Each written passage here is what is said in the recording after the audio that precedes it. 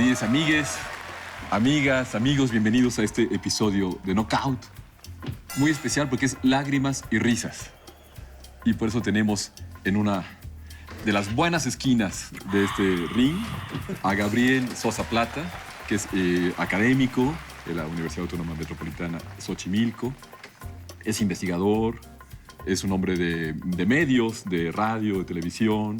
Ha sido Premio Nacional de Investigación en 2 ocasiones y es un adversario, pues, de peso y de nivel para el doctor Rodolfo Suárez, que es también un investigador de la Universidad Autónoma Metropolitana Coajimalpa, ha sido rector de la Universidad de Coajimalpa y ha hecho una investigación, pues, nada menos que de 10 años sobre las representaciones de la riqueza y la pobreza en este país, de las que vamos a hablar con lágrimas y risas en este episodio.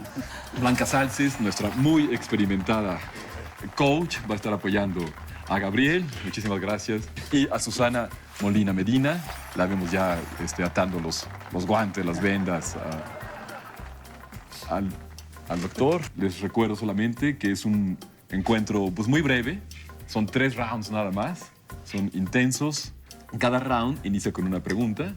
Es una pregunta para abrir la conversación. No gana quien dé la respuesta correcta, gana quien dé la mejor respuesta. ¿Qué significa eso? Ustedes lo van a decir.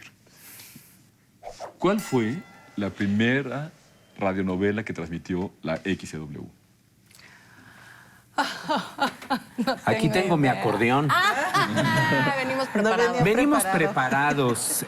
Yo creo que habrá sido Los Tres Mosqueteros, 1932. La W se funda en 1930 y fue una gran productora de radionovelas, pero aquí hay que darle también un crédito a la Secretaría de Educación Pública y a Radio Educación, porque ya se hacían radioteatros desde fines de los años 20. Es decir, hay un antecedente importante porque la idea era contribuir a la alfabetización también de la sociedad y un acercamiento de la cultura desde entonces, ¿no? Pero ahí está el dato. Ya después vinieron, por ejemplo, Aves sin Nido, 1941, Anita de Montemar, y una enorme producción de radionovelas que son las que marcaron esta época de oro de la radio mexicana. Esa época de oro. ¿Y de qué manera habrá participado, querido Rodolfo, estas radionovelas en la formación de un imaginario nacional? Lo que encuentras en un periodo bastante largo de la historia es un intercambio entre distintos medios. Es decir, lo que aparecía en fotonovela prontamente se convertía o en película o en telenovela. Lágrimas y risas es de los digamos, de donde emana Sigue una gran pasando, cantidad de Spider-Man. historias. Todo, ¿no? O sea, bueno, Harry Potter, en Harry fin. O sea, Potter. no hay mucho misterio detrás de eso. Pero teatro-novela está increíble. Esa es... Sí. Pero sí tienes un gran intercambio en ese espacio, ¿no? Sí. Digamos, bueno, en distintos medios. Y lo que puedes ir viendo es justamente la construcción como de muchas historias que van a ir dando algunos tintes interesantes, digamos, en términos de cómo evalúas una historia. Pensando, por ejemplo, la diferencia entre Rubí y Teresa, ¿no? Las dos son a punta de la belleza, quieren obtener algo, pero la gran diferencia con Teresa es que ella además, ella no quiere tener solamente un marido que la mantenga, sino que quiere ser una gran abogada, etc. Entonces, lo que vas viendo es cómo las historias, de alguna manera repetidas en distintos medios, sí van gestando una suerte de idea compartida de distintas formas de la fortuna. Bueno, la y los pobreza. mosqueteros tenían mejor nivel que Los ricos también lloran. Sí, o sea, claro. empezaron con los clásicos. Eso estaría bueno otra vez. Sí, y todo esto se trasladó a la televisión, muy rápidamente. Una vez que nace la televisión en 1950, se empezaron a desarrollar esas historias. De hecho, parte de los actores, guionistas, ¿no?, alimentaron la televisión, los primeros años de la televisión. Característica, el melodrama. Todas eran melodramas. Y era una sociedad efectivamente muy light en ese sentido, muy conservadora. ¿Y por qué el melodrama? A ver, yo creo que a todos... Para mantener el estatus. Ha habido, creo, una lectura conservadora. terrible de, o sea, digamos, muy intelectualizada del melodrama, en donde se le acusa de una serie de cosas. En términos generales, de entrada, la historia en sí misma, ¿no? Creo que es uno de los elementos más claros de las grandes dudas de la humanidad. ¿Qué en la lectura que se ha hecho de las telenovelas y de otros formatos, creo que se ha degradado el valor de la historia. O sea, esta pregunta de por qué las telenovelas mexicanas triunfan en el extranjero, bueno, el tema es más o menos común, Universal. la construcción de una idea más o menos general del amor, y la gente aprende a besar y aprende a amar en las telenovelas, Y a aprende a sufrir. odiar a todo, ¿no? Con Pero yo razón lo aprendí estamos con como Joaquín Sabina estamos. también. O sea, digamos, todos tenemos un lugar de donde abrevamos de eso, ¿no? Eso no quiere decir que no construyan otro tipo de cosas, pero digamos, creo que la historia en sí misma es algo que es importante de reconocer, ¿no? Y es muy melodramática, cíclica. Tú también, Gabriel, ves este valor de la historia en las No, sí, por radionovelas y telenovelas. Construyó una manera de ver las cosas de diferentes generaciones y efectivamente las fórmulas se siguen reproduciendo. Pero yo sí tengo un tema aquí bastante crítico. Recuerden que finalmente el sistema político mexicano se fue consolidando, ¿no? Después de que se crea el PNR, el presidencialismo, y les eran bastante funcionales estas historias. Efectivamente nos decían mucho estas historias, pero eran también parte de la estrategia comunicacional de tener Sin muy duda. entretenidas en esa época dorada, pues, de la radio y después de la televisión. Eran bastante funcionales al poder. Pero Y no- lo decían para los jodidos. Sí, claro. ¿No? La tele para los jodidos. Y no les importaba realmente porque el mismo gobierno, los mismos empresarios que son los que fomentaron sobre todo estas radionovelas, estas historias pues lindas, ¿no? De amor, etcétera, etcétera, estaban de acuerdo finalmente en que estamos construyendo este modelo que es funcional para todos, en la medida en que también tengamos un buen espectáculo a través de las radionovelas, a través de los programas musicales y demás. Bueno, pues aquí inesperadamente tenemos un acuerdo de defensa del melodrama, de defensa de la radionovela, de la telenovela, de la historieta. Esa defensa simultánea desde las dos esquinas de este ring, pues se merece un empate. Un empate porque va Pues al sí. unísono y efectivamente la respuesta correcta la dio Gabriel, es 1932. Los hermanos Alejandro Galindo y Claro. Marco Antonio Galindo lanzaron Los Tres Mosqueteros, contrataron a muy buenos actores de teatro y lanzaron esto que fue un éxito Brutal. brutal. Y eso cimentó décadas de radionovelas. Y de justicieros como Chucho el Roto, ¿no? Y otros, ¿no? Exactamente, la figura del justiciero. No se vayan, en unos instantes volvemos al segundo round y al tercero todavía, en Lágrimas y Risas.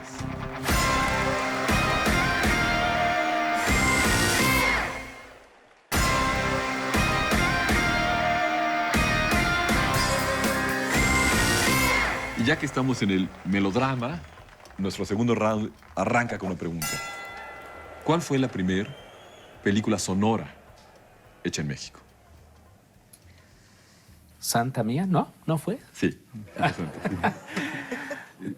Sí, bueno, marca un antes y un después, ¿no? Evidentemente en la evolución de la cinematografía mexicana, pero también tuvo una época dorada, ¿no? El cine en nuestro país. Con los mismos actores que habían pasado Sí. por el teatro, el radio, la televisión, al cine. Exactamente. Y se Una nota la escuela, continuidad. Pero fíjate qué interesante que hayan sido, sobre todo, toda una industria hecha por mexicanas y mexicanos, muy talentosos, en donde, por cierto, uno no tenía que ser hermoso para salir en las Entre películas. más real, más hermoso. Exactamente, ¿Verdad? que tuvieran talento, ¿no? Claro. O sea, Pedro Vargas no era un galán, ni Agustín Lara, pero eran...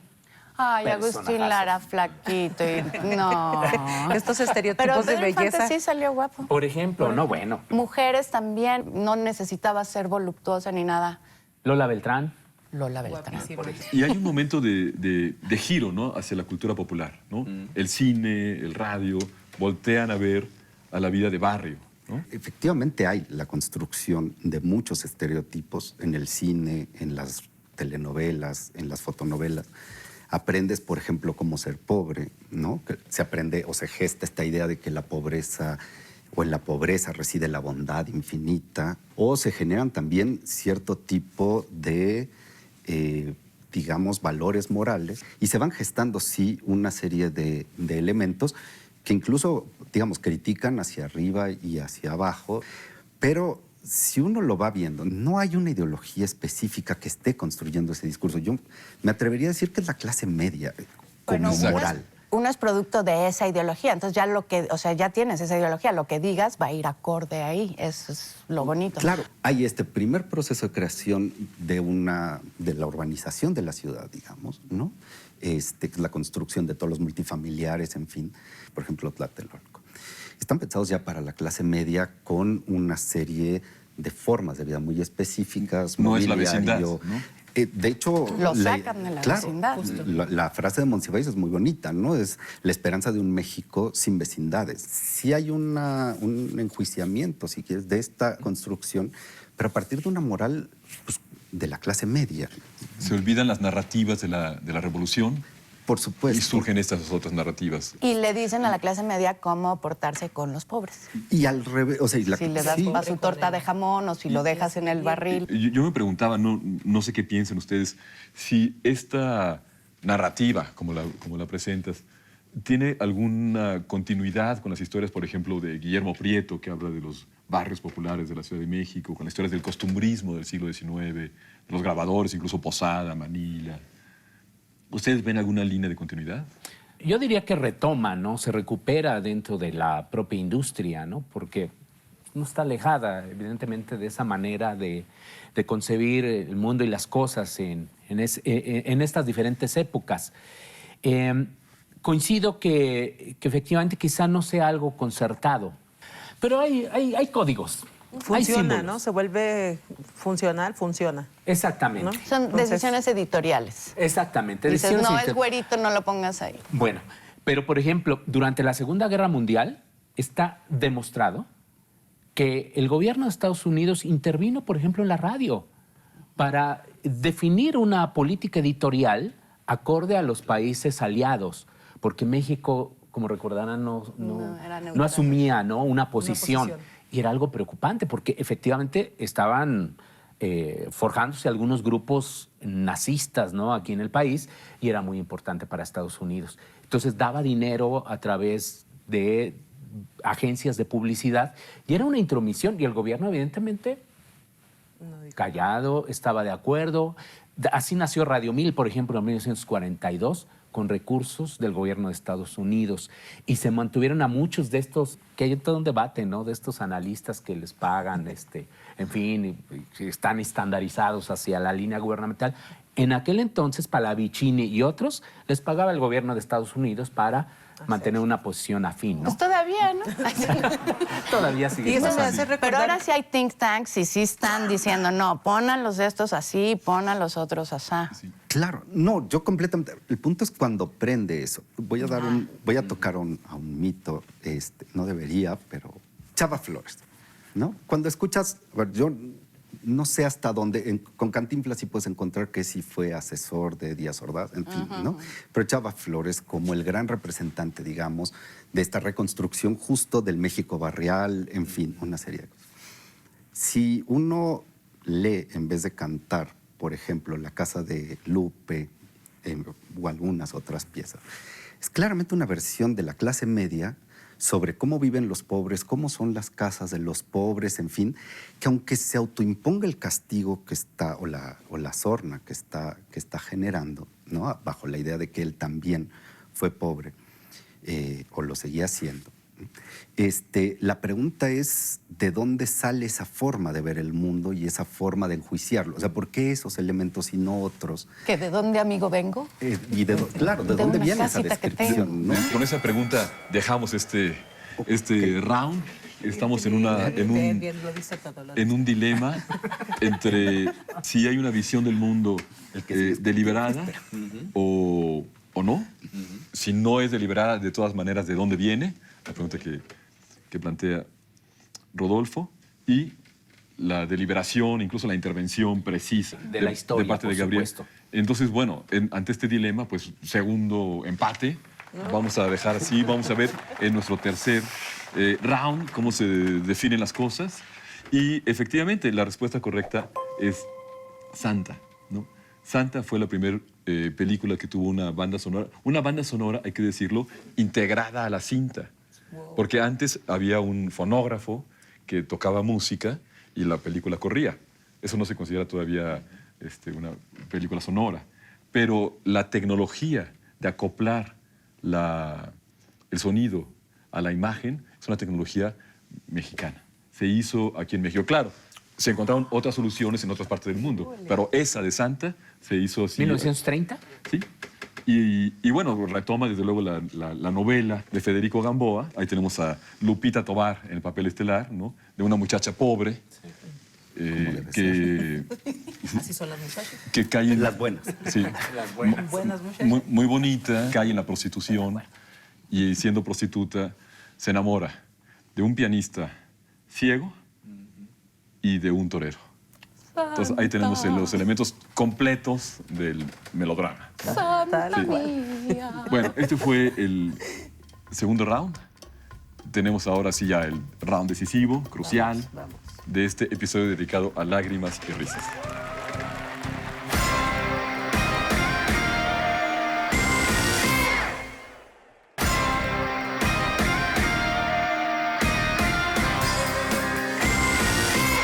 Tercer round decisivo. Llevamos 2 empates. Pero la pregunta es, suena la campana. ¿Cuál ha sido la telenovela más exitosa en la historia? No de México, en la historia. Ay, la de Talía, María seguro. Mercedes, yo creo que la rompió. No sé si los ricos también lloran. Yo creo que sí, los ricos también lloran, ¿no? Yo creo que es una de las más exitosas. Sí, Millones de y los seres pobres humanos. también ríen. Sí. Y nos quedamos en ascuas. ¿De dónde viene esta visión del mundo? En el caso de Chava Flores, que él viniendo de un barrio lo pinta así, de esa manera.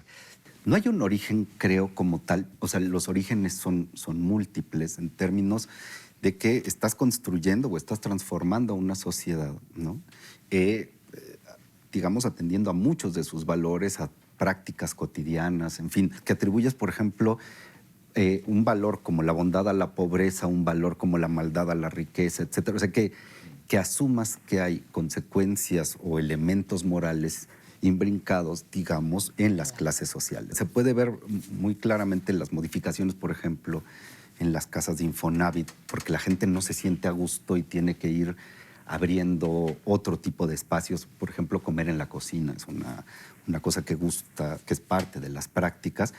Y en las cocinas de Infonavit no se puede comer, no cabe un comedor. En los palomeros ni les dicen, soñar. en Claro. las palomeras. ¿verdad? No cabe ni en la olla exacto, express. tienes que aventar, ¿no? Por lo menos así era mi gato, tienes que aventar la barda para que quepa el comedor. Pues sí, es una sociedad que justo va dando pie a ciertos discursos y a la vez los va recibiendo y va construyendo una moral completa en torno a la economía, que es interesante. O sea, Ahora pensar- ya no hay tendederos, hay roof garden. Exacto. Justo en esos años hubo un inmenso ataque a la cultura popular de la Ciudad de México, ¿no? Con Uruchurtu, ¿no? Que quiso limpiar toda esta zona del centro de la ciudad, la Colonia Guerrero, la Colonia Morelos, donde estaban los teatros célebres, donde surgieron los grandes actores, ¿no? Cantinflas, Agustín Lara. Hubo una persecución a esa cultura popular que, sin embargo, estaba representada en el cine, estaba representada en el radio. ¿Qué relación habría entre estos dos? Y que son historias que parecen repetirse, ¿no? Hoy día en algunas delegaciones, ¿no? En La particular, gente se donde, limpiación le donde el llama. arte popular es visto como... El rótulo. Como nos lo quitan. Sí, o sea, hay que unificar, ¿no?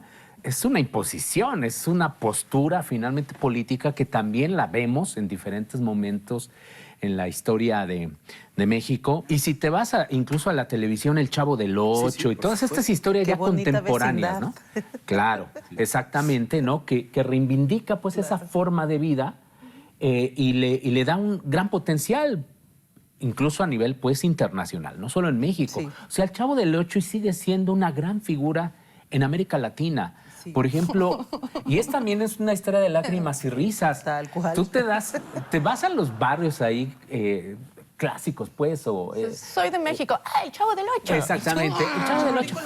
Ah, sí, Maradona, Laura El Chavo Bozo. del Ocho, el Papa, ¿no? En fin, Gardel, ¿no?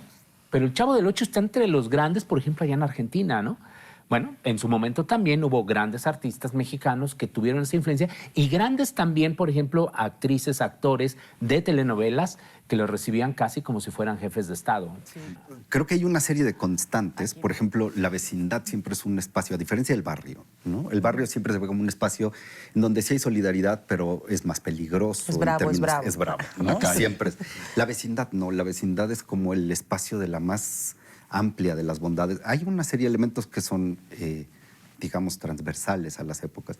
Y hay otros que efectivamente van variando. O sea, si hay por ejemplo, intento de limpiar que tiene que ver con la función que cumplió Francia, digamos, durante el Porfiriato en términos de el ideal de sociedad. Pero después tienes movimientos como Lo Naco es Chido, ¿no? Y toda la... Pero así en la capital. No tanto. Bueno, en Rodrigo y Botellita de Jerez. Gael García y Diego Luna. Ah, bueno, ok, lo retoman. Lo retoman y hacen toda una, digamos, una cosa gigantesca en términos del orgullo de ser defeño, ¿no? En Bellas Artes se monta esta gran exposición ABCDF y a partir de ese momento hay todo un orgullo por ciertos elementos extraídos de la cultura popular o de las clases más pauperizadas, ¿no? Y ciertos elementos entonces ya se toman como orgullo de identidad, de ¿no? identidad, exacto. Identitario. Como el que Entonces, dice, yo soy Chairo, ya mucha honra. exacto. Tal A cual. Entonces no es que haya un estigma permanente, ¿no? Sino que hay algo más orgánico, que se comunica de un medio a otro. Sí, va variando, evidentemente, conforme han transcurrido las décadas, aunque también es cierto que, fíjense, una constante finalmente de la industria, y me refiero a la industria audiovisual, es de que en esencia son los mismos personajes los que dominan esa industria. O sea, no ha tenido una democratización, digamos, importante, que pudo haber encontrado también un rescate que ahora sí está haciendo, por ejemplo, la televisión pública. O sea, el trabajo que ha estado haciendo Congreso TV, Capital 21, el mismo SPR. Canal 14, las voces que escuchamos Exactamente. no existían, Exactamente. no hablaban. Entonces es algo distinto, no es una manera también de concebir la ciudad, esta experiencia pues cotidiana, estas vivencias, esta cultura. Pues. Estos personajes. Es una palabra que has puesto, democratización. Sí. ¿Tú ves una democratización? Yo siento que estamos avanzando, pero nos falta todavía Falta mucho. mucho terreno en ese sentido. Rodolfo. Creo que la televisión pública ha tomado riesgos muy importantes en términos de cómo construye ciertas narrativas. Históricamente ha jugado un papel fundamental. Para regresar, por ejemplo, un poco a las telenovelas. El opio del amor. Mirada de mujer. Ay, no, O sea, no, no. Mirada de mujer Qué buena. es un gran cambio en términos de la narrativa de las telenovelas. Y en ese cambio nos sorprende la campana del tercer round. Y vamos a tener que declarar también un empate, porque he visto que ha habido aquí una colaboración y una coincidencia en todo momento. Esperemos que este camino de apertura y democratización de los medios, ¿no?, siga su marcha adelante. Y en efecto, la telenovela más exitosa en la historia de la televisión mundial fue la colombiana Betty la Fea.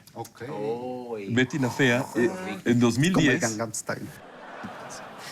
ingresó al récord Guinness como la telenovela que había roto todos los límites, ¿no? Betty la Fea Pigmalión. se transmitió en 180 países, se tradujo a 25 idiomas y ha dado lugar a innumerables versiones. Seguro. Y en Netflix se sigue viendo mucho, ¿no? Tengo entendido. Hay campaña ¿o no? para que no la quiten ahorita. Sí. Entonces, así con un triple empate, terminamos este episodio dedicado a las lágrimas y risas. No hubo Acabó en lágrimas. No, acabó en lágrimas. Santa risa también no hubo. Qué triste, Betty. No se vayan, los esperamos en nuestro próximo episodio de Knockout, donde no se trata de perder el conocimiento, sino de ganarlo. Y les deseamos a todos ustedes que siempre los salve la campana.